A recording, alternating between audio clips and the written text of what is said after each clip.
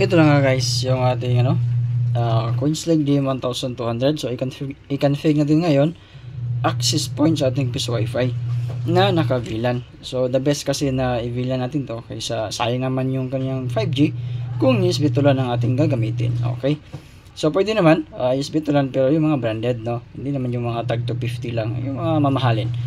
Alright, so naka-on na siya guys, 2.4G at 5G. Ayan. Okay, so gamit natin ay computer. Ayan. So ngayon guys is ano na siya, ma-detect na sa cellphone nyo. Dapat may 2.4G at 5G na yan sa mga SSID na available dyan. Okay, so first dito sa ating computer, isetting natin siya sa IP address. Gawin natin siyang sister IP para the same subnet ng ating Queenslink at saka yung ating computer, at ma-access natin ang gateway. Ayun. So IP address guys, nasa likod, 192.168, asan ba yun? 188.253. Ayan. Tingnan nyo naman guys. So open ka sa network, pwede rin Windows R, tapos type nyo ncpa.cpl. Ayan guys, oh. Ayan, okay. So enter. So unidentified network. So naka-connect na pala siya guys. So itong ating PoE, from PoE natin. Ayan, wala siyang ilaw. Ayan. From PoE, so powered natin si Queenslink at yung antenna. Tapos yung LAN port ng ating PoE patungo sa ating computer. Ayan. So kaya naman is unidentified network siya. Ayan. Okay. So baguhin natin, gawin natin the same subnet sa ating antenna. Okay, IPv4.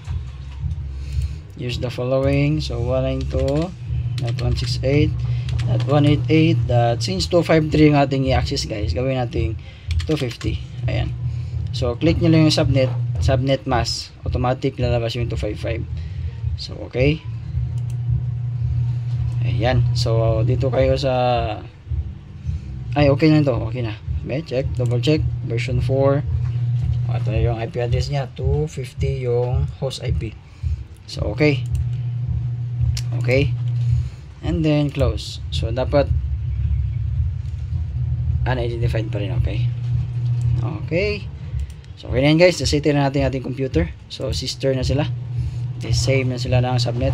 So i-access natin ang ating gateway na 253, ang IP ni kay Queenslink. Ayan, 192.168.188.253. pag enter mo dyan, dapat login. Ayan. So ganito yung kanyang login guys, oh. So default password admin, login ka lang. Okay, so napasok na natin ang kanyang GUI. Alright, so from dito guys, sa home natin, punta ka lang sa wizard to. Dapat may mo to guys. Ayan, i-setting mo to ng AP mode, kasi makikita mo dito sa home is naka AP na siya. Ayan, AP mode. So minsan is hindi siya gagana guys. So magtataka ka lang, AP mode naman sa home pero hindi siya gagana. So punta ka sa wizard, tapos i-configure mo as AP mode. Ayan, naka-default kasi yung AP. So AP mode is siya, saan ba yun? Ayan. So yung LAN niya is static lang, 253, the same pa rin. So Wi-Fi 2G, yan guys, 2G status. So palitan mo lang is ID dito. Is ID is pangalan guys, pangalan Vincent. Check Wi-Fi.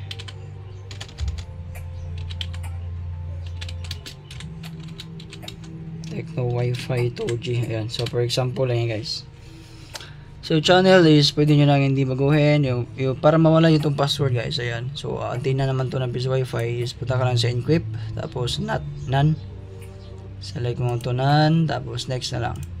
Next sa 5G guys. Ayan. So palitan nyo ulit ng pangalan ng SSID para sa 5G. So wala pala siyang option na pwede mong i-merge ang 2G at 5G. Ayan. Tulad ng ibang modem. So wala siya. Palitan natin ng Vincent. Ayan.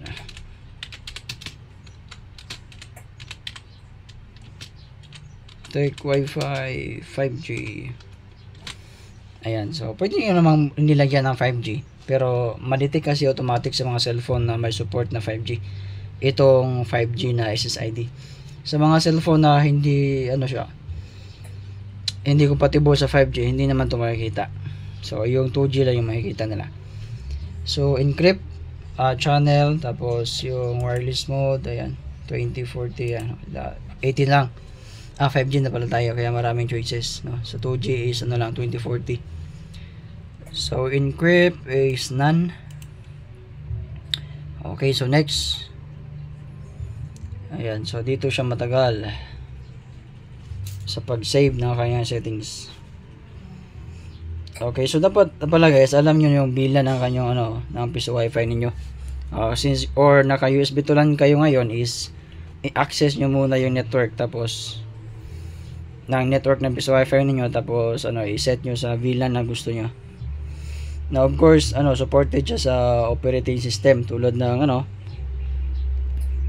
LPB. Ano ba ang default ng LPB? VLAN 13, no? Ang OMG is VLAN 20. Ayan, iba-iba yung VLAN ID ng mga software. Kaya naman is i-setting nyo muna. So sa aking gagawin ngayon is meron akong VLAN ID which is 119. So meron akong piso wifi na paglalagyan, naka-setting na yun, naka-VLAN na yun ng 314N. Papalitan ko lang nito ng ating Queen's Link. At ang window ko ay naka-setting na sa 119. Hinantayin natin.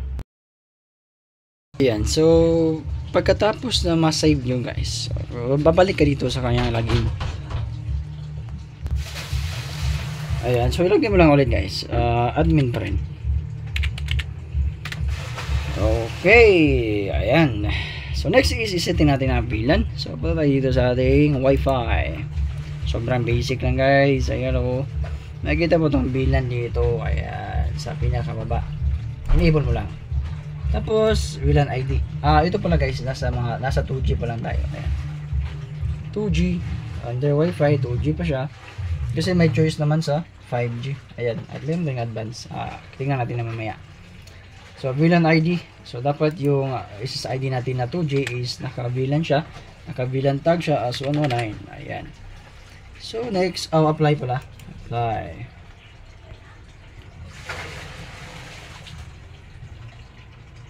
Okay.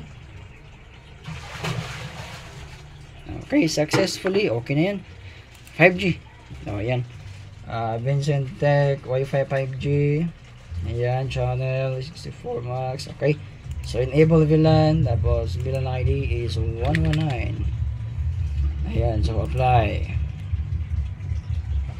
Apply mo lang.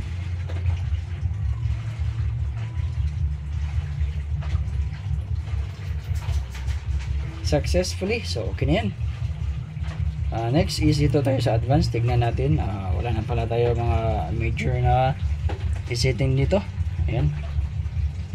So yun na guys. So wala nang iba. I-try na natin.